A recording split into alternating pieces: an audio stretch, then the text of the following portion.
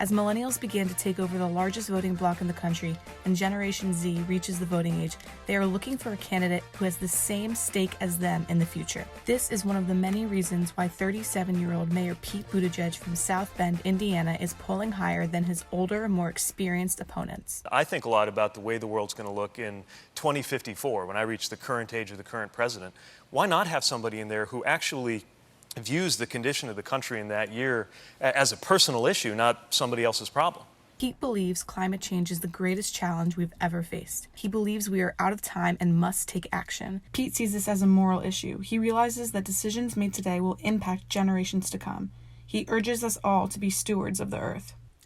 As a veteran of Afghanistan, Mayor Pete understands the sacrifice our brothers and sisters in uniform and knows we need a better system to take care of our veterans. Importantly, Mayor Pete will not discriminate on who can serve.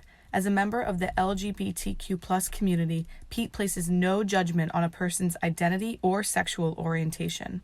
Mayor Pete represents an agent of change when it comes to who you can be or who you can love, and Americans are embracing this.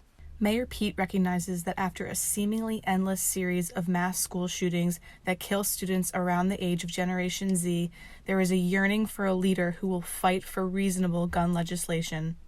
In Pete's own community, South Bend suffered the senseless loss of the life of Eric Logan on June 16th in 2019. As president, Pete will institute the Douglas Plan that aims to reform the broken criminal justice and health system inequities while putting capital into the Black community with the long-term goal of true equity. Electability is a key issue in this race.